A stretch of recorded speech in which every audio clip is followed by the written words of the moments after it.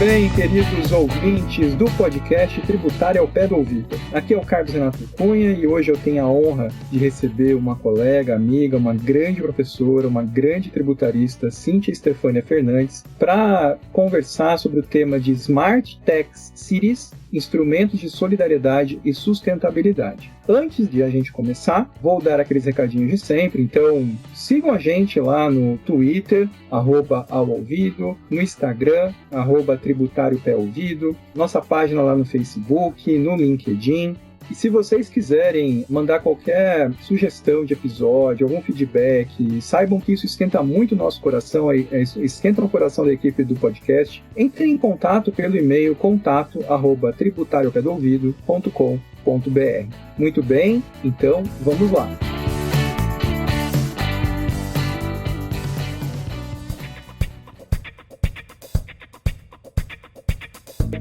Muito bem, Cíntia Estefânia Fernandes, eu já quero deixar claro aqui que é uma grande alegria recebê-la, eu te admiro muito. Então, faz tempo que eu tenho aqui, sabe, tem uma lista de convidados e você estava aqui na lista, finalmente conseguimos, isso me deixa muito feliz. Mas antes de tudo, se apresenta para os nossos ouvintes que porventura não conheçam, né, não a conheçam, o que você faz, o seu currículo, suas obras. Então, se apresente aí sem nenhum tipo de modéstia, Cíntia, que você não precisa. Primeiramente, Carlos Renato, eu gostaria de agradecer a oportunidade de estar aqui ao seu lado para debater esse tema que eu entendo que é relevante para os municípios brasileiros e principalmente pela admiração que tenho pelo seu trabalho, pela sua pessoa, pela sua atuação como procurador municipal, meu colega, né? Nós trabalhamos na mesma advocacia pública dentro desse interesse municipal, laborando para os municípios que fazem parte do Pacto Federativo, né? Que possuem essa autonomia municipal e o poder-dever de transformação das cidades brasileiras. Então, meu nome é Cíntia Estefânia Fernandes, é uma honra estar aqui com você.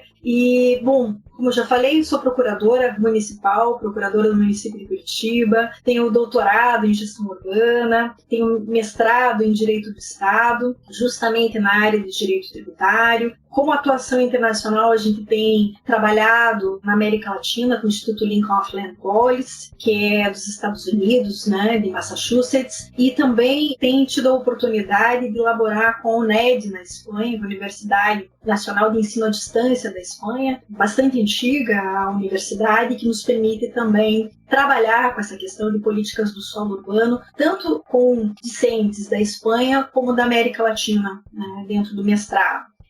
No Brasil, a gente tem tido a felicidade de poder trabalhar com o Instituto Brasileiro de Estudos Tributários, do professor Paulo de Barros Carvalho, o IBET. Participamos do Programa Nacional de Capacitação das Cidades, né, do antigo e atual Ministério das Cidades. É um trabalho fantástico dentro do programa Capacidades do Ministério das Cidades, que agora está justamente sendo reavaliado nessa nova gestão. Estamos fortemente vinculados à vice-presidência da Comissão Especial de Direito Urbanístico do Conselho Federal da OAB, na OAB Nacional, e estamos coordenando a Escola Superior de Advocacia dentro da Coordenação do Direito Público da ESA Paraná, como consultora do Conselho da cidade de Curitiba, o Concitiba, e também laborando fortemente aí nas falas, né, para motivar os municípios brasileiros a atuarem efetivamente dentro das suas competências constitucionais, tributárias, né, demonstrando que existe uma força aí muito positiva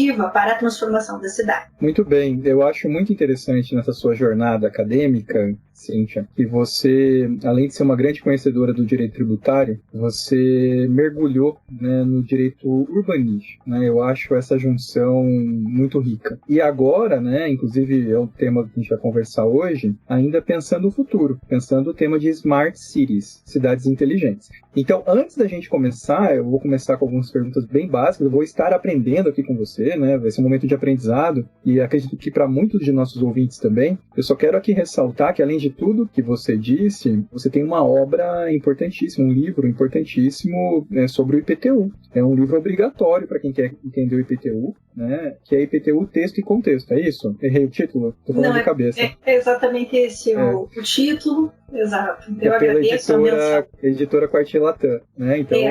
É verdade. A gente está trabalhando já na segunda edição. Até o final do ano, a gente, se tudo der certo, junto com o professor José Roberto Vieira, o professor Maurício Tim, a gente consegue aí fazer uma atualização adequada. Muito bem, espero que sim, porque é uma obra importantíssima. Então, e digo assim porque eu uso na minha atividade profissional, na minha atividade acadêmica. Muito bem, fica essa dica, esse jabá para os nossos ouvintes. Mas vamos começar aqui a tratar do tema, que é um tema muito atual e muito importante para a vida de todos, né, que residem em cidades, que é a grande maioria da população mundial. Então, assim, o tema é Smart Tech Cities. Então, cidades inteligentes, ou cidades, não sei a tradução que você daria, cidades tributariamente inteligentes, né, algo nesse sentido. Para começar, vamos começar do mais básico. O que é uma Smart City, uma cidade inteligente? Como surgiu esse conceito? De onde surgiu? O histórico disso? Contextualiza a gente. Bem, para analisar uma tributação inteligente, sem dúvida a gente tem que partir do conceito de cidade inteligente e, mais que isso, de uma concepção mundial do que seria uma cidade inteligente. Nós partimos justamente da ONU, do Conselho Econômico e Social da ONU, que em 2016 nos traz uma assertiva que nos motiva a trabalhar com esse tema. Primeiramente, uma afirmação da ONU por meio da Comissão de Ciência e Tecnologia para o Desenvolvimento, que ocorreu, essa comissão se reuniu em 2016 em Genebra, fez a seguinte afirmação: existe uma demanda sem precedentes de água, terra, materiais de construção, alimentos, medidas contra a poluição e coleta de lixo. Isso sempre visualizando o 2030, que está bastante próximo. Então, a partir desta premissa, que decorre dessa análise do Conselho Econômico e Social da ONU, nós chegamos à conclusão que existe uma necessidade de instrumentos para adaptação, mitigação de mudanças climáticas, e existe uma necessidade de se pensar em cidades e financiamento de cidades por meio de instrumentos tributários, não só para a proteção ambiental, que é a questão da sustentabilidade, mas também para a gestão do solo urbano, Porque essa demanda ela ocorre sobre a terra. É uma terra com infraestrutura, não é uma terra do deserto do Saara. Sendo assim, nós temos que pensar de que maneira a gente vai otimizar a terra com infraestrutura urbana. E aí entra a pergunta de quais são os instrumentos para se ter uma terra, uma gestão de solo que nos leve a uma inteligência nas cidades. Existe também a questão de sustentabilidade, que é uma demanda sem precedentes de água e também de medidas contra a poluição e coleta de lixo. Então, o que vai ter que ser trabalhado, primeiro para a questão da terra, Tem a água também, mas enfim, a questão da terra, a gestão do solo. E segundo, o que vai ter que ser trabalhado para mitigar, ou adaptar a questão da demanda sobre a existência de poluição e coleta de lixo. Quais são os instrumentos que eu vou usar para isso?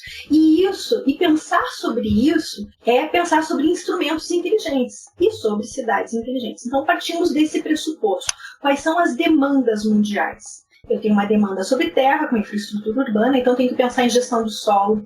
E, pensando em gestão do solo, eu tenho que pensar em mecanismos urbanísticos e tributários para a gestão do solo. E para a gestão do solo eu posso trabalhar com tributação imobiliária. Além disso, questão de precedentes de sustentabilidade, que é a água, poluição, coleta de resíduos sólidos e líquidos. Eu posso trabalhar com instrumentos também urbanísticos e tributários. E dentro dos instrumentos tributários, quais são os instrumentos tributários que mitigam e adaptam a cidade à questão das mudanças climáticas e também a questão da reciclagem do lixo. É um problema seríssimo, mundial.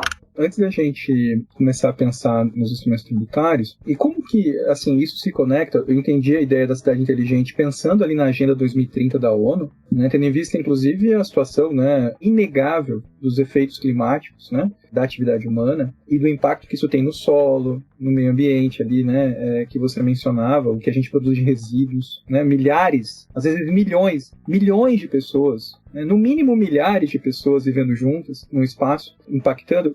Como que isso se conecta? Porque sempre que eu penso em Smart Cities, eu penso também na questão da tecnologia. O uso das novas tecnologias e hoje está em voga cada vez mais forte a questão da inteligência artificial. Como que isso se conecta com a ideia de Smart Cities? O uso da tecnologia, Smart Cities, para que tudo isso possa ser equacionado? Bem, num primeiro panorama, então, é essa demanda, né? Qual é a pergunta? A pergunta é solucionar questões de terra, gestão do solo, para desenvolvimento de cidades e, para isso, inteligência de cidades. Com isso, eu penso em instrumentos urbanísticos e tributários, e dentro dos instrumentos tributários eu tenho a tributação imobiliária. Segundo, pensar em sustentabilidade, né? Tanto para a poluição, quanto para a questão de coleta de resíduos sólidos e líquidos, né? Aí eu tenho que pensar em tributação ambiental, né? Posso também pensar em instrumentos urbanísticos e instrumentos tributários. E aí eu penso, como é que eu vou desenvolver? Primeiro, o que é uma cidade inteligente? Mas eu estou na pergunta ainda, né? Já vamos chegar no conceito de cidade inteligente. E segundo, quais são as possíveis soluções para se atingir a inteligência das cidades? Isso se fortalece com a questão da pandemia. A pandemia nos dá um novo panorama, um novo paradigma de se pensar em cidades inteligentes, porque a gente tem uma disrupção, que é a interrupção do curso normal do processo. Com a pandemia, vem também mais uma demanda, que é a demanda de comutação. Eu tenho que pensar em transformação, em metamorfose, para justamente fazer frente à questão de sustentabilidade, né? E mais que isso, solidariedade. Porque na pandemia nós temos 2 diagnósticos. Inclusive o Yuval Harari, quando ele fala em 21 lições do século XXI, eu gosto muito, eu sempre cito essa obra, mas ele tem uma obra bastante contundente que é Notas sobre a Pandemia. E ele diz o seguinte, 2 constatações, solidariedade e sustentabilidade. E é isso que vem na metamorfose, na necessidade de comutação a partir da pandemia. E o mais interessante é que a ONU, agora, recentemente,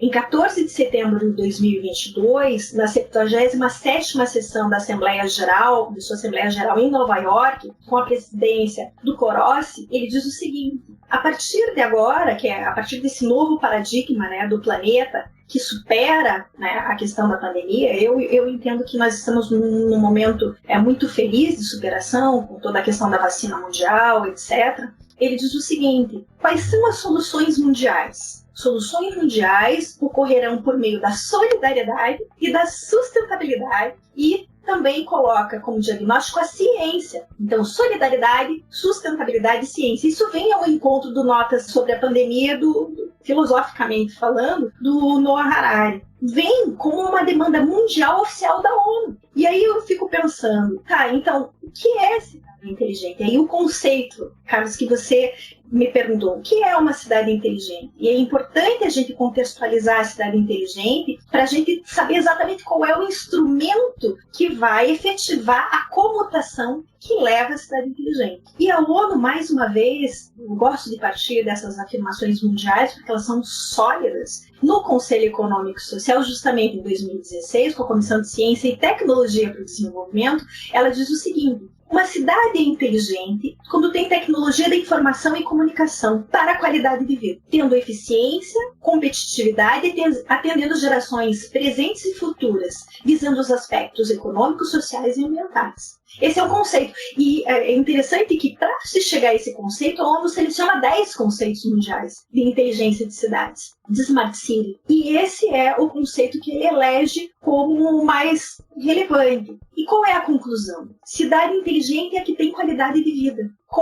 Com tecnologia de informação e comunicação. Mas o que conceitua uma cidade inteligente é qualidade de vida. E para isso eu posso ter uma tecnologia de informação ou de comunicação complexa ou simplificada, que se aplica a grandes municípios ou a pequenos municípios. Eu posso ter, como em Curitiba, um 156, que é uma ação por telefone que recebe reclamações e elogios de toda a cidade. E imediatamente soluciona as questões e motiva os servidores públicos quando há elogios de serviço público. Então ele tem 2 fatores. Um que transforma a reclamação, né, da infraestrutura urbana, de todas as multifinalidades da cidade em resultado, isso é, ela corrige o asfalto, ela autua o ruído, ela viabiliza um desenvolvimento, uma construção necessária, uma creche, uma escola, por meio do telefone, que é um veículo muito simples e antigo de comunicação, mas traz qualidade de vida em termos locais. Isso é inteligência da cidade, um telefone que funciona adequadamente. Ou eu posso ter um robô, né, que me permite, por exemplo, nas procuradorias, internalizar toda a parte da advocacia municipal. Assim como o Tribunal de Justiça tem, assim como o Ministério Público também tem, visando daí uma inteligência artificial complexa, cara. Então, o que é cidade inteligente? É a que tem ações para a qualidade de vida que efetivam o pertencimento do cidadão à cidade. Pode ser um drone, um simples drone, que nos permite a segurança de um bairro complexo e violento. Se houver uma diminuição da violência, eu tenho inteligência, eu tenho cidade inteligente nesse, digamos assim, nessa acupuntura urbana, né, como falava o Jaime Lerner. Tá? Então, isso é inteligência. É ação de qualidade de vida que pode ser aplicada em ações em pequenos municípios em valores baixíssimos.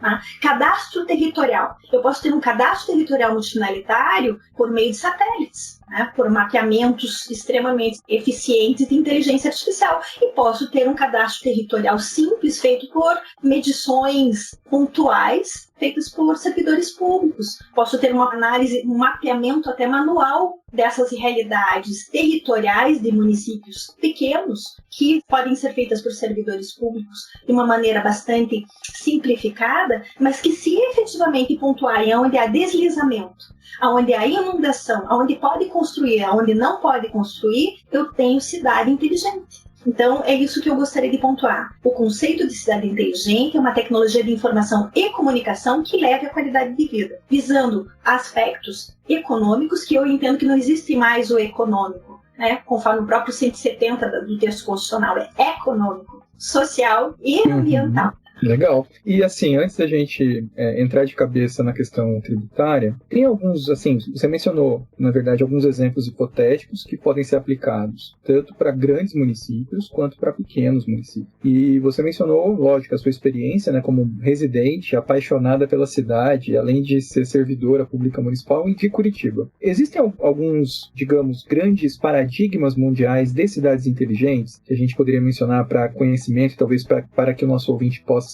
aprofundar? Você saberia mencionar, assim, olha, esses são cases de sucesso em relação às cidades inteligentes? Veja, o Canadá é um case de sucesso em cadastro territorial e em transparência de dados. Então, no Canadá, um vizinho, ele acessa o sistema e ele tem condições de saber exatamente qual é o mapeamento territorial do seu imóvel, do imóvel dos seus vizinhos. E com esse cadastro territorial multifinalitário atualizado e eficiente, ele tem uma inteligência que é um case mundial. Tá? Por exemplo, eu entendo dentro dos instrumentos fiscais, que transformou cidades. A contribuição de melhoria, que é a captura de mais-valia da terra, em face de obra pública aqui, da qual decorra a valorização, para a construção de cidades, foi efetivada na Colômbia e teve um êxito imenso por meio das cidades de Bogotá e Medellín.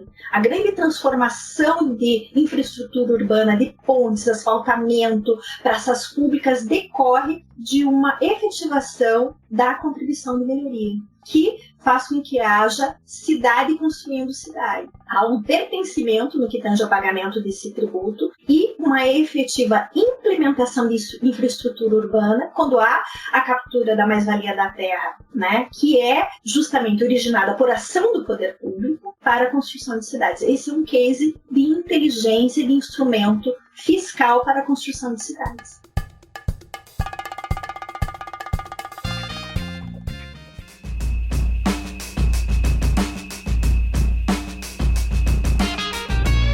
Vamos aproveitar essa sua deixa e vamos começar a falar das questões tributárias. Então, eu entendi a definição de Smart Cities, gostei dos exemplos, né, e tanto os hipotéticos quanto os reais. E agora vamos pensar. Então, fazendo essa junção, direito tributário e a cidade do futuro, uma cidade inteligente, sustentável, solidária. Quais são os instrumentos tributários, né, que o gestor público tem em mãos, né, ou o legislador, no ordenamento jurídico brasileiro, né, ainda que olhando exemplos internacionais, o que seja adaptável, para colocar isso em prática? Né? O que a gente teria de instrumentos tributários para para criar smart cities, sustentar smart cities, porque tudo custa dinheiro, né? Inclusive eu te pergunto, né?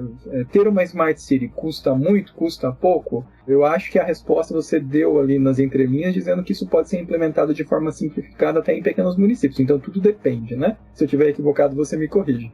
Então, é interessante partir do pressuposto das colocações da ONU, né, para o planeta. E isso se aplica às cidades brasileiras. O marco que nós temos, digamos até o marco teórico, é solidariedade, sustentabilidade e ciência. Considerando a solidariedade. O que é solidariedade em termos de relação jurídica? Algo extremamente solidário e efetivo em termos de relação jurídica é a relação jurídica tributária, dentro do sistema constitucional tributário. A solidariedade se efetiva por meio da tributação. Então, uma das soluções para se ter solidariedade nas cidades brasileiras e nas cidades do planeta é a tributação. É pensar seriamente a tributação. A partir daí, eu tenho que pensar em termos solidários, o que é solidariedade, o que efetiva a solidariedade na tributação. Sempre que possível, a progressividade, o princípio da progressividade, observando o princípio da capacidade contributiva, observando o princípio da vedação de tributo com efeito confiscatório. Vou trabalhar, então, com progressividade. Onde é possível implementar progressividade, fazendo redistribuição de riquezas e efetivando a solidariedade, que é demandada constitucionalmente, dentro dos direitos humanos, e também agora com essa nova faceta da ONU, considerando o planeta pós-pandemia, por meio da tributação imobiliária, por meio da tributação direta. A tributação indireta não me permite progressividade, ela me permite seletividade. Já observar o princípio da capacidade contributiva, ela se efetiva por meio da tributação direta. Vamos pensar, então, em infraestrutura urbana, que é aquela demanda da terra, que a ONU falou lá no início, para 2030. Sem dúvida, um dos principais tributos que nos dão solução inteligente para cidades inteligentes é o IPTU. O IPTU nos permite pensar em progressividade, nos permite efetivar a capacidade contributiva em face da propriedade imobiliária. Também o ITMI nos permite isso, ainda que data máxima venha, as decisões apliquem a progressividade para o IPTU e para o ITCMD, mas para o ITBI, sem dúvida, isso é possível em termos constitucionais.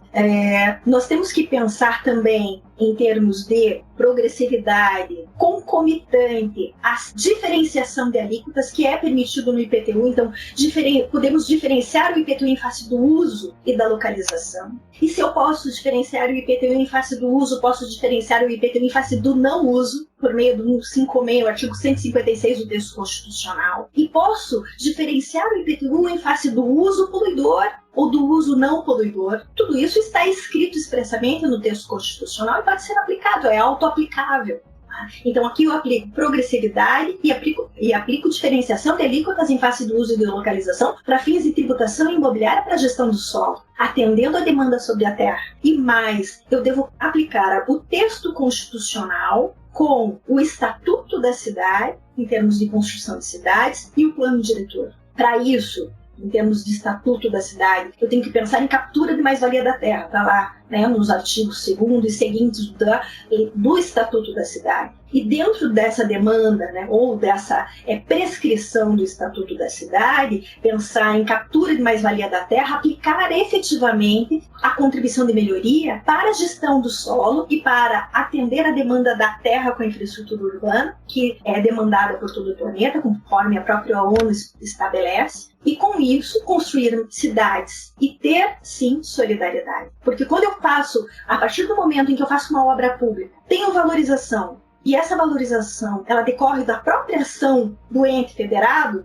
seja ele federal, estadual ou municipal, e eu capturo essa mais-valia da terra para novas obras públicas, eu tenho solidariedade. Então, eu tenho que pensar nesse aspecto. Já temos, então, digamos assim, um roteiro dentro da tributação imobiliária que pode ser manejada para a gestão do solo, para fins de solidariedade, IPTU e contribuição de melhoria. Né? Com isso, eu posso aplicar a progressividade também no ITCMD, posso aplicar a progressividade no ITBI, né? E no ITCMD é uma prática dos países desenvolvidos ter uma progressividade efetiva extremamente elevada para capturar o valor da herança e redistribuir isso dentro da iniciativa, né, privada, enfim, da iniciativa da construção de novas riquezas.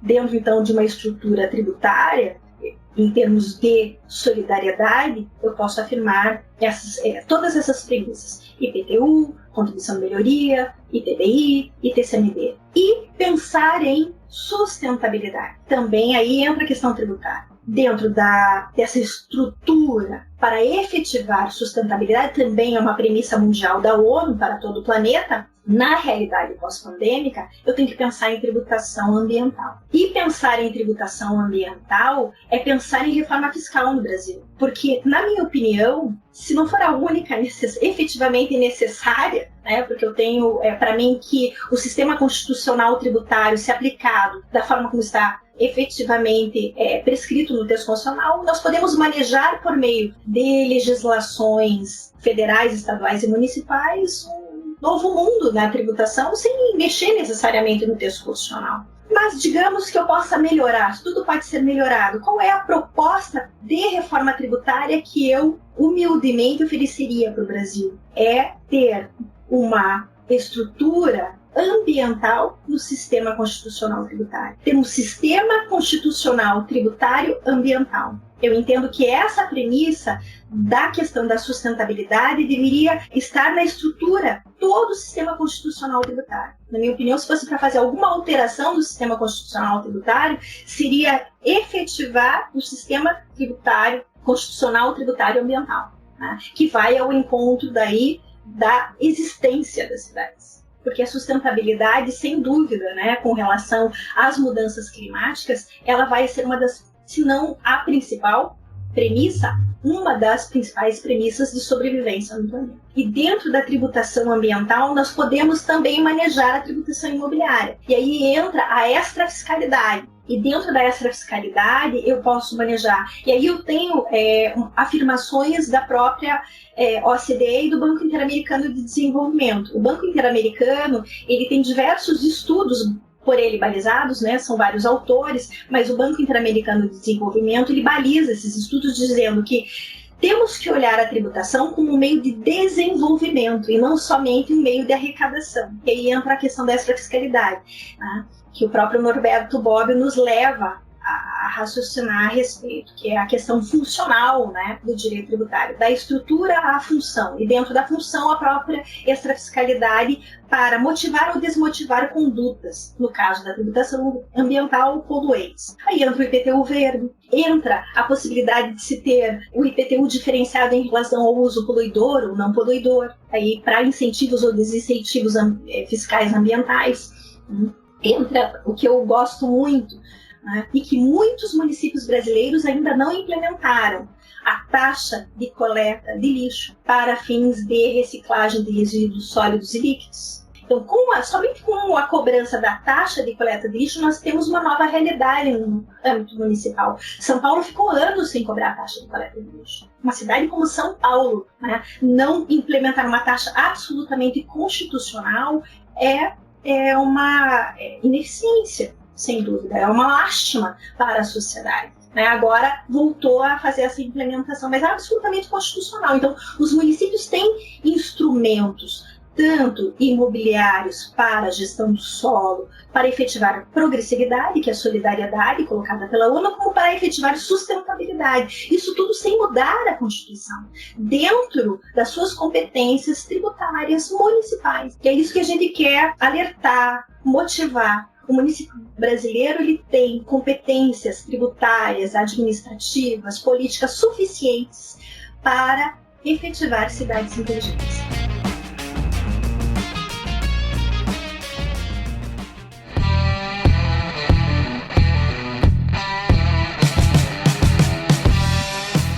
Cíntia, eu te ouvindo aqui, realmente eu fui clareando, né, a minha visão.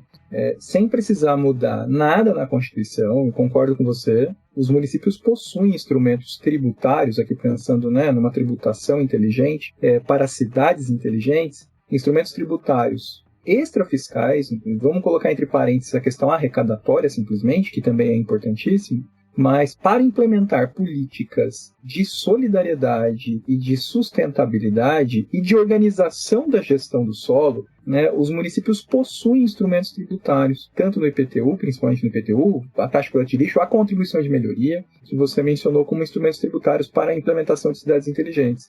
Então, assim, esses instrumentos estão dados, mas nós temos, e aí eu vou fazer aqui um lamento, né? Nós temos um grande déficit em todo o território nacional, e nós temos ouvintes de todo o Brasil, nós temos um grande déficit no uso desses instrumentos, em pensar essa tributação de forma realmente a implementar políticas de gestão de solo, de sustentabilidade, muito pelo contrário. Normalmente o gestor público em geral, ele vai ter uma visão mesquinha da tributação, mesquinha no sentido de arrecadação, e daí mesquinha no outro sentido que eu entendo, humanamente falando, né? Me colocando no lugar do gestor, eu consigo entender, ainda que eu não concorde, que é a questão eleitoral, ele está no mercado de voto, e qualquer modificação na tributação é sempre um assunto polêmico. E eu acho que aqui no Brasil, bom, dando aqui um grande exemplo, a falta de implementação da progressividade extrafiscal para atendimento da função social da propriedade no IPTU, que na prática pouquíssimos municípios brasileiros implementaram. E com isso se eternizam grandes vazios urbanos, levando a um mau uso do solo, ao encarecimento da vida da cidade, né, que deveria ser mais adensada, né, segundo os urbanistas mais modernos.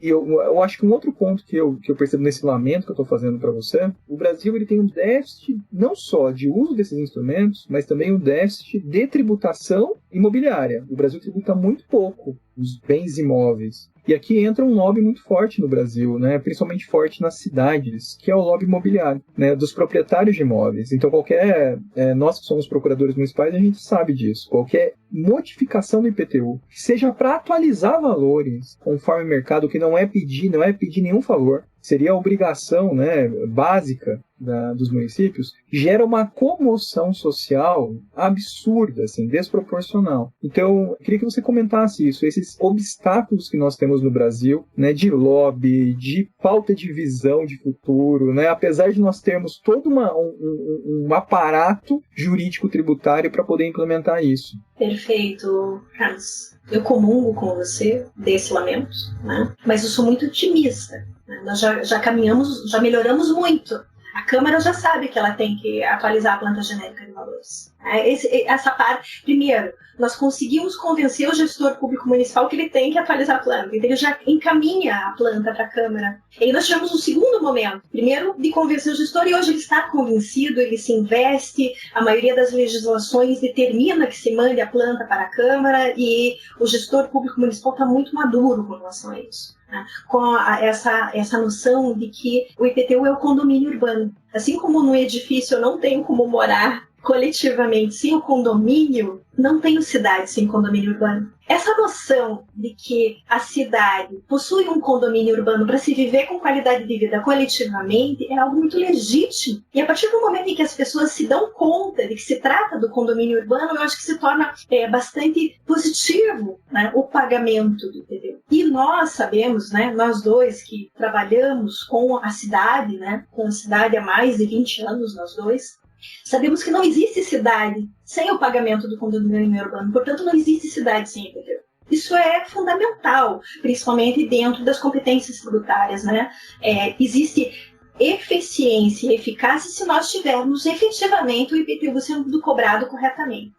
E já evoluímos também para que as câmaras municipais entendam que elas têm que aprovar a planta genérica de valores para a atualização do IPTU, para que se tenha cidade. Aí, num terceiro momento, estamos ainda, né, no interstício, onde nós estamos tendo a consciência dos tribunais de contas da importância do IPTU para as cidades brasileiras. Os tribunais de contas já se deram conta, né, pleonasticamente falando, efetivamente, dessa legitimidade da cobrança desse imposto que é tão importante. O IPTU é cidade. Então, o que é importante se entender como município brasileiro? Primeiro, eu tenho uma receita que eu acho que ela é muito eficiente e é muito factível para os municípios, sejam eles pequenos ou grandes. Primeiro, eu tenho que ter informação. Qual é a principal informação? Eu tenho que ter cadastro territorial para a tributação imobiliária, para a gestão do solo, para atender a demanda da terra, né? Como diz a ONU.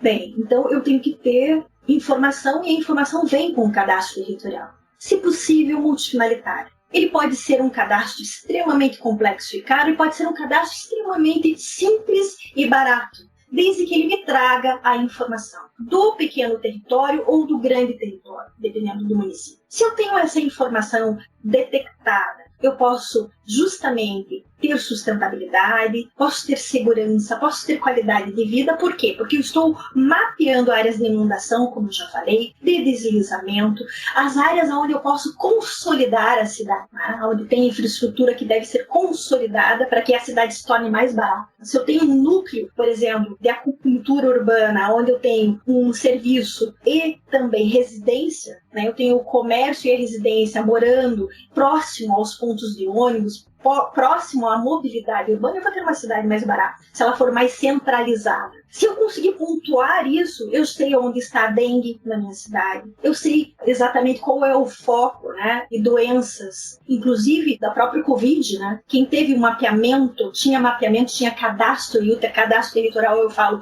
multifinalitário, que envolve informações da saúde, do meio ambiente, da própria Secretaria de Finanças, eu vou ter inteligência. Então esse é o primeiro passo, informação, cadastro territorial.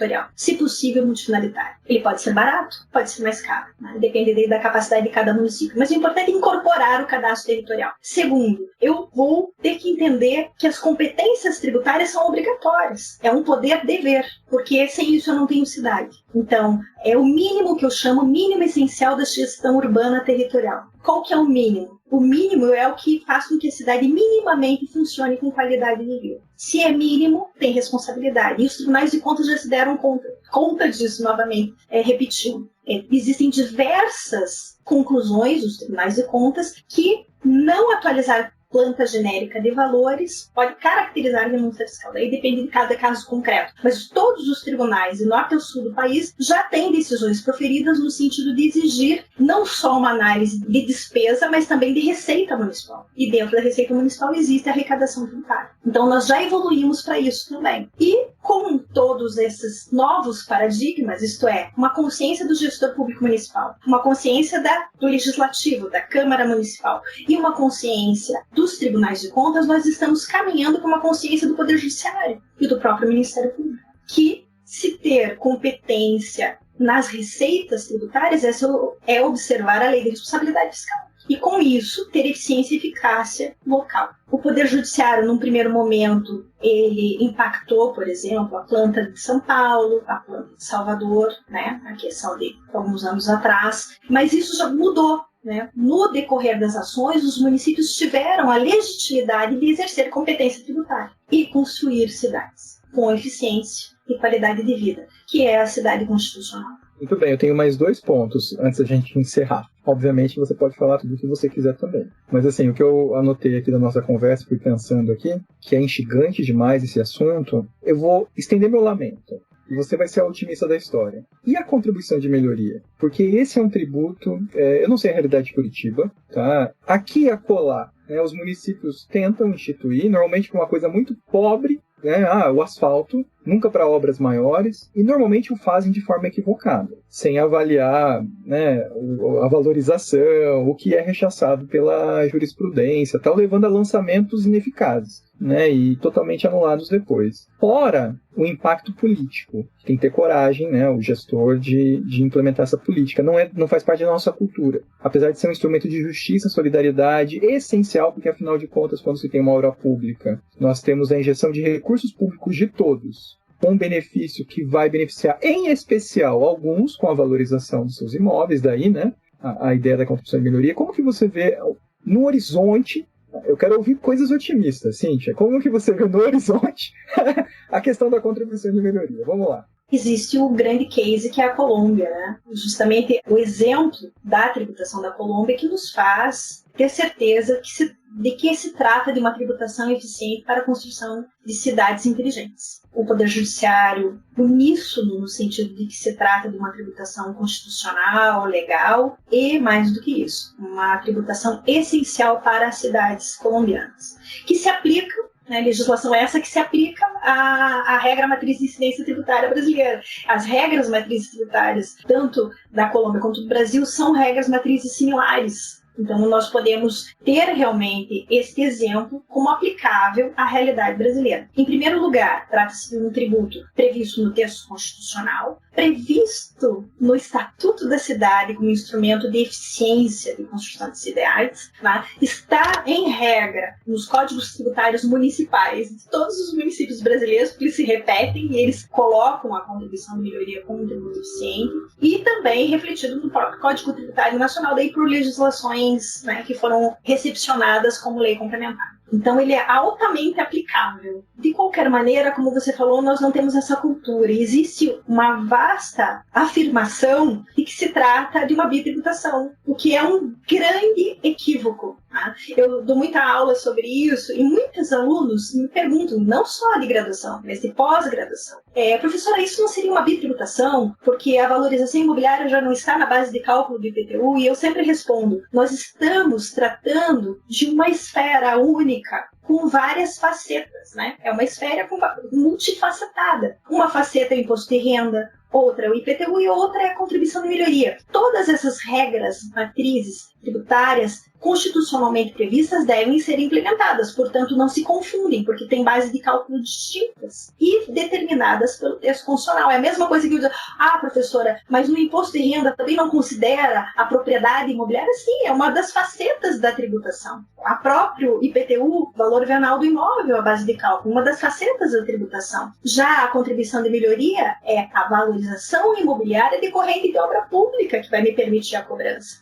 Qual é o valor da valorização, qual é o valor da obra, e nesse patamar eu determino a cobrança do tributo. Então eu sou extremamente otimista, entendo que é eficientíssimo, que o Brasil vai realmente trazer uma transformação do ambiente urbano, vai atender a demanda de terra, né, colocada pela ONU como uma das principais questões das cidades mundiais. Então ele é um instrumento necessário para o futuro das cidades, não só do Brasil, mas do planeta todo. Ele é implementado efetivamente não só pela Colômbia, mas por diversos países da América Latina. Ele faz parte também do sistema tributário inglês, do sistema tributário alemão, né?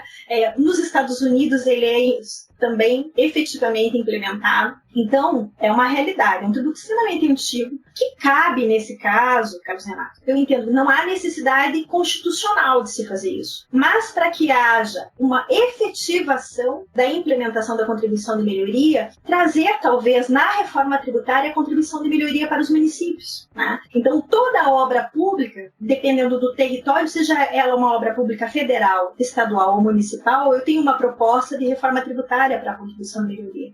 Já escrevi sobre isso, inclusive para o Senan, em São Paulo. Eu entendo que nós poderíamos, de repente, dentro do texto constitucional, passar a contribuição de melhoria para a competência municipal, considerando a obra, seja ela, como eu falei, independentemente do ente federado, mas considerando o território onde ela se implementa, ou se mais de um território, aí parcialmente, né, parcialmente a metragem de cada território configuraria o valor a ser arrecadado, se for uma obra federal gigante, por exemplo, mas que isso fique para os municípios e que eles efetivem a cobrança ao lado do IPTU, ao lado do ITBI. Então, essa seria uma reforma tributária necessária, melhorando a questão, porque nós temos uma lacuna no texto constitucional. O que eu tenho que considerar? O custo da obra ou a valorização? Isso não está no texto constitucional. É uma lacuna. Aí, pela doutrina e pela jurisprudência do próprio STJ do Supremo Tribunal Federal, se compreendeu que se trata dos dois parâmetros. Eu tenho o valor da obra e o valor da valorização. E se o valor da obra for superior ao da valorização, o limite é a valorização.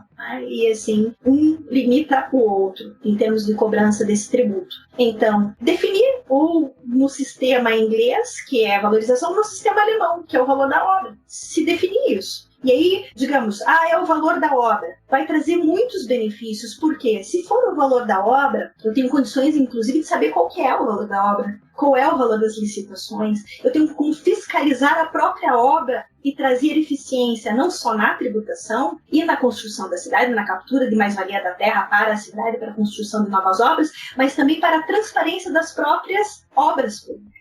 Então, essa seria uma proposta que eu acho que é necessária para se efetivar a contribuição de melhoria, uma reforma tributária dentro do texto constitucional, passando essa competência para os municípios, né, considerando daí o território de cada obra pública.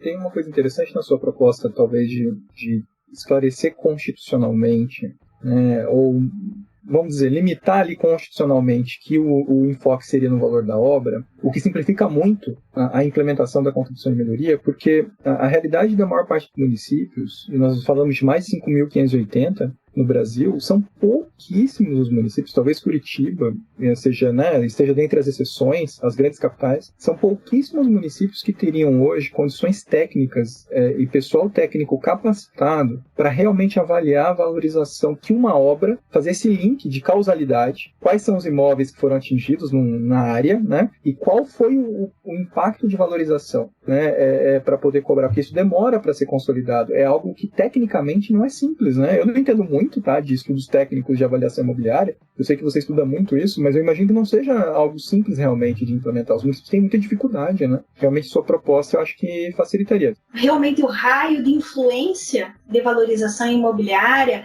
demanda um estudo estatístico territorial. Tá? Qual é a valorização, né, na primeira quadra, na segunda quadra, que a gente chama de raio de influência para fins de pagamento de contribuição de melhoria. Mas o que eu posso afirmar é que não é tão complexo, porque o mesmo cálculo da valorização imobiliária do próprio IPTU, quando a gente analisa a planta genérica de valores, a gente tem essas considerações.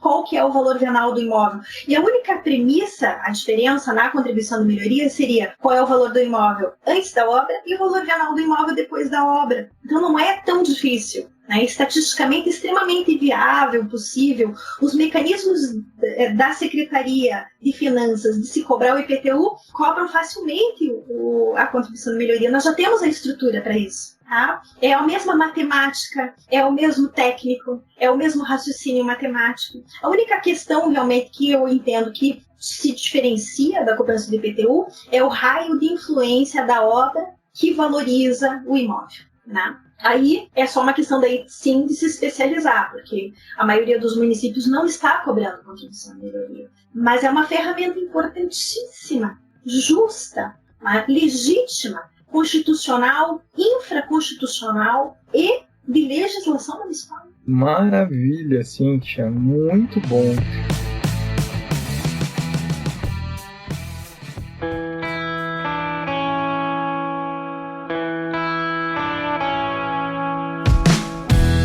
Antes de encerrar, eu acho que a gente falou um pouco sobre isso, mas não sei se você teria algo a acrescentar. Estamos novamente, já faz tempo, né, havia paralisado esse debate, estamos novamente debatendo fortemente aí a reforma tributária. Você deixou claro na sua fala que no sistema tributário brasileiro as ferramentas já estão dadas aos municípios para implementar. E as reformas tributárias que estão em debate no Congresso Nacional, as propostas, na verdade, elas não tratam disso, elas não estão focadas em nada na tributação imobiliária, em nada em relação à sustentabilidade, extrafiscalidade, né, da tributação imobiliária. Elas estão focadas na simplificação da tributação sobre o consumo. E aqui eu, colocando minha opinião pessoal, inclusive algumas delas fortemente atacando a competência municipal, tributária municipal, que vai ser um ponto de debate. Politicamente vai ser difícil essa engenharia. Então, assim, meu diagnóstico está certo, né? Em relação ao que está sendo debatido, estamos na mesma, nenhuma evolução, é isso? Infelizmente, nós não temos nenhuma tônica voltada para a sustentabilidade e também nenhum argumento que fortaleça a possibilidade de uma implementação efetiva da contribuição de melhoria. São os dois pontos que eu acho que mereceriam uma reforma tributária. Né? Dentro da questão de tornar a tributação ambiental estruturante do sistema constitucional tributário, é a primeira possibilidade de reforma, na minha opinião, uma das mais importantes, e aí sim estar somando, né, as demandas mundiais de sobrevivência do planeta. E segundo, pensar no fortalecimento das competências tributárias municipais. É inadmissível que uma reforma tributária diminua competência tributária ou autonomia dos municípios brasileiros. Inadmissível.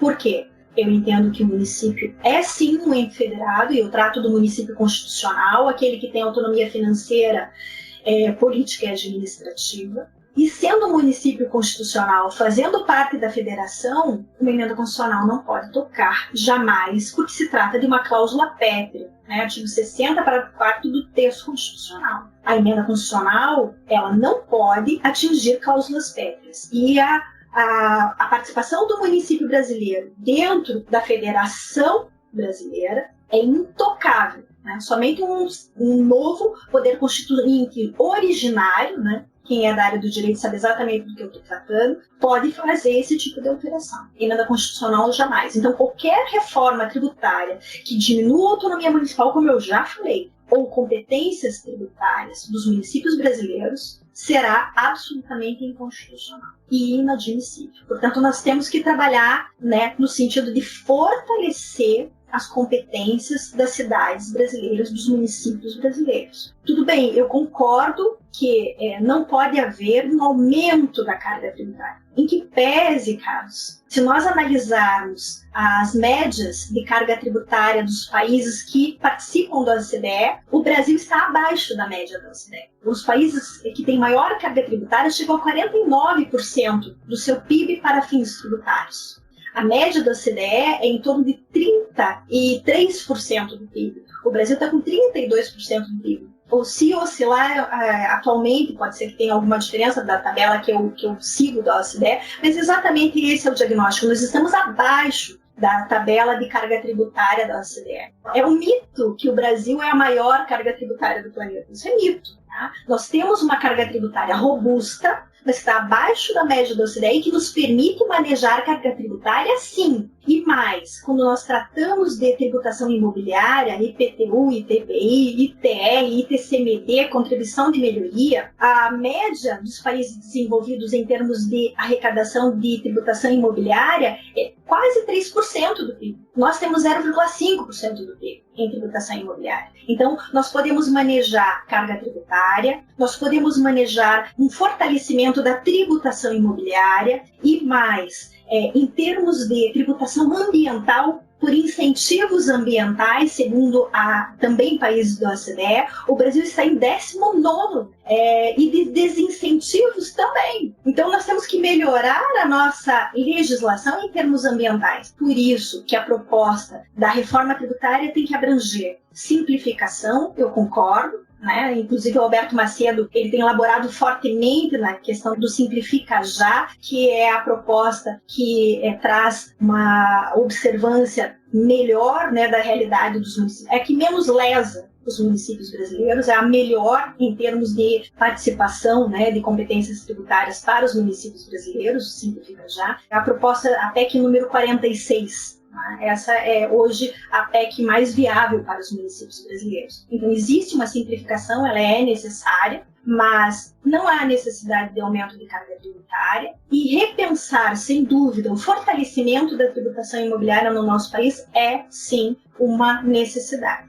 Agora, não precisa haver reforma tributária para isso. A reforma tributária, na minha opinião, poderia se concentrar na questão ambiental, da sustentabilidade e na questão da contribuição de melhoria para efetivar esse tributo que não está sendo cobrado por ninguém praticamente nesse país e que é eficientíssimo para a questão da viabilização da terra como infraestrutura urbana, como eu falei, que é uma demanda mundial. Muito bem, Cíntia, eu estou muito feliz de ter aprendido com você nesse bate-papo, eu imagino que os nossos ouvintes também estejam. Eu gostaria de agradecer a oportunidade, Carlos Renato. Sou sua fã, profissionalmente falando.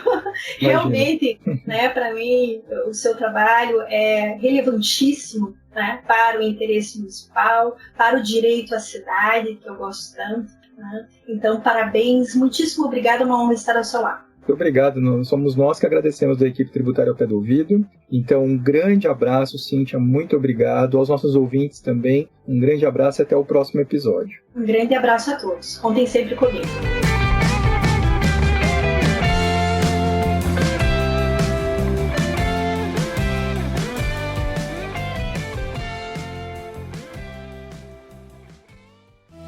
Este episódio foi editado por Atelas, soluções em áudio para podcasts.